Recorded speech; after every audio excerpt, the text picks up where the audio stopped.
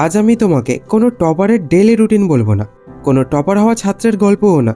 আমি তোমাকে এমন একজন ছাত্রের একটা দিনের গল্প বলবো যে তোমার মতোই, যে সকালে ঘুম থেকে উঠতে কষ্ট পায়, যে মাঝে মাঝে পড়তে বসলে হাজার রকম চিন্তা মাথায় আসতে থাকে, যে পরীক্ষার আগে ভয় পায়, যে অনেকবার রুটিন বানিয়েছে আবার ভেঙেও ফেলেছে। কিন্তু একটা জিনিস সে বুঝে গিয়েছিল, বড় পরিবর্তন একদিনে আসে না, একটা ভালো দিন থেকে আসে। আর সেই ভালো দিনটা শুরু হয়েছিল এক সাধারণ সকালে। সকাল 5:45, ঘরের মধ্যে অ্যালার্ম বাজছে। চোখ খুলে প্রথমে রাহুল বুঝতেই পারলো না কত বাজে। সে ভাবলো আরেকটু ঘুমালে কি হবে, এই চিন্তাটা তার প্রায় প্রতিদিনই আসে। আর বেশিরভাগ দিন সে আবার ঘুমিয়ে পড়তো, কিন্তু আজকে না। আজকে সে উঠে বসলো, কারণ সে একটা জিনিস লক্ষ্য করেছিল, যেদিন সকালটা এলোমেলো যায় সেদিন পুরো দিনটাই এলোমেলো যায়। বিছানা ছাড়তে তারও ইচ্ছে করছিল না, কিন্তু কয়েক সেকেন্ড বসে থাকার পর সে উঠে দাঁড়ালো, মুখ ধুয়ে নিল, জল খেলো। আর এই সময়টাকে সে ভালোবাসতে শুরু করেছিল, কারণ দিনের বাকি সময়টাই এত শান্ত পরিবেশ আর পাওয়া যায় না। তো সকাল 6টা, এখন পড়ার সময়। অনেকেই এই সময় মোবাইল হাতে নেয়, কেউ ভিডিও দেখে, কেউ মেসেজ চেক করে। রাহুলও আগে সেটাই করত, কিন্তু এখন সে একটা নিয়ম করেছে, পড়ার আগে মোবাইল নয়, প্রথমে বই। আজকে সে ইংলিশ নিয়ে বসেছে, কারণ সকালে মাথা সবচেয়ে ফ্রেশ থাকে। যে বিষয়টা সবচেয়ে কঠিন লাগে সেটা এই সময় করলে অনেক সহজ মনে হয়। তবে প্রথম 10 মিনিটে তার মন পুরোপুরি বসেনি, এটা স্বাভাবিক। অনেক ছাত্রছাত্রী ভাবে মন বসছে না মানে আজকে পড়া হবে না, কিন্তু বাস্তবে মন পরে বসে, শুরু করার পরে বসে। রাহুলও প্রথমে একটু অস্বস্তি অনুভব করছিল, কিন্তু 15 মিনিট পরে সে পুরোপুরি পড়াশোনায় ডুবে গেল। তারপর সকাল 7:20, পড়া শেষ। এখন ফ্রেশ হওয়ার সময়, স্নান, স্কুল ড্রেস, তারপর টিফিন। এখানে সে আগে একটা ভুল করত, খুব তাড়াহুড়ো করে বেরিয়ে যেত, ঠিকমতো খেত না, তারপর টিউশনে গিয়ে ক্লান্ত লাগতো। এখন আর সেটা করে না, কারণ সে বুঝেছে শরীরকে অবহেলা করলে মাথাও ভালো কাজ করবে না। এবার সকাল 8টা, টিউশনের জন্য বের হলো। রাস্তা দিয়ে হাঁটতে হাঁটতে সে অনেক ছাত্রছাত্রীকে দেখে, কেউ গল্প করছে, কেউ ফোন দেখছে, কেউ আবার ঘুম ঘুম চোখে হাঁটছে। তারপর টিউশনে পৌঁছে সে একটা জিনিস করার চেষ্টা করে, শুধু খাতায় লেখা না, বোঝা। কারণ অনেক ছাত্রছাত্রীর একটা অভ্যাস আছে, খাতা ভর্তি লেখা, কিন্তু বুঝেছে অর্ধেক। তাই বাড়ি এসে আবার নতুন করে শিখতে হয়, ফলে দ্বিগুণ সময় নষ্ট। তাই রাহুল এখন ক্লাসেই যতটা সম্ভব বোঝার চেষ্টা করে।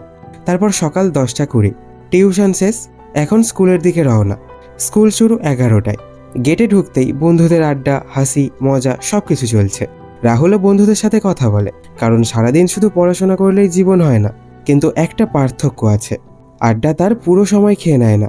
এবার সকাল 11টা, প্রথম ক্লাস শুরু, প্রথম পিরিয়ড, তারপর দ্বিতীয়, তারপর তৃতীয়।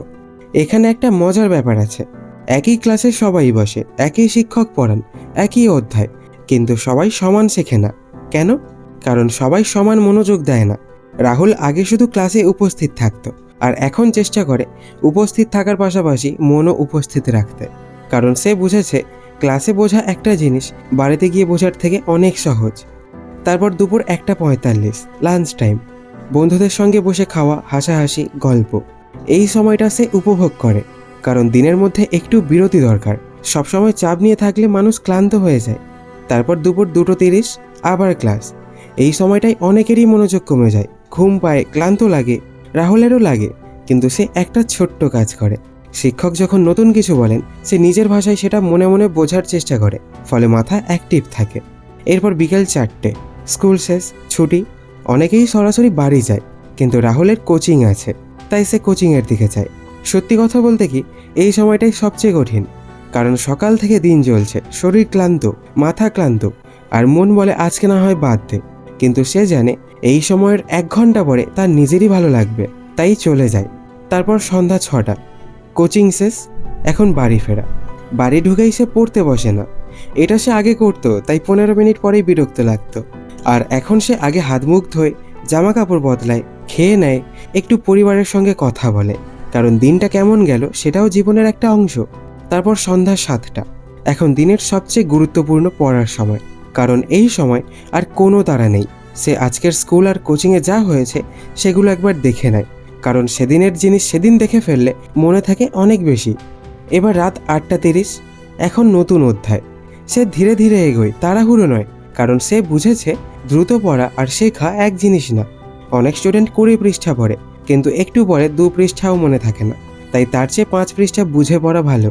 তারপর রাত 9:30 খাওয়ার সময়। এরপর আর সে খুব কঠিন কিছু পড়ে না, কারণ তখন শরীরও বিশ্রাম চায়। রাত 10টা এখন সে বই বন্ধ করে, কিন্তু পড়াশোনা শেষ করে না। সে শুধু মনে করার চেষ্টা করে আজকে কি কি শিখলাম, গণিতে কি করলাম, ইংলিশে কি করলাম, স্কুলে কি পড়ানো হলো, কোচিংয়ে কি বুঝলাম। এই কয়েক মিনিটের অভ্যাসটা তার অনেক কাজে লেগেছে, কারণ এতে দিনের শেখাগুলো মাথার মধ্যে গুছিয়ে যায়। রাত 10:30 ঘুমানোর সময়। বিছানায় শুয়ে সে একটা জিনিস ভাবে না। সে ভাবে না আমি অন্যদের থেকে পিছিয়ে, সে ভাবে না আমি পারবো তো, সে শুধু ভাবে আজকের দিনটা কি গতকালের থেকে একটু ভালো ছিল।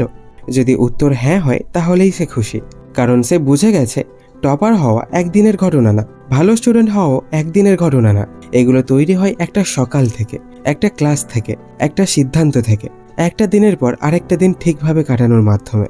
আর সত্যি বলতে রাহুল কোনো অসাধারণ ছাত্র না, সে শুধু প্রতিদিন চেষ্টা করে। আর অনেক সময় সফল মানুষের সঙ্গে সাধারণ মানুষের পার্থক্যটা এখানেই।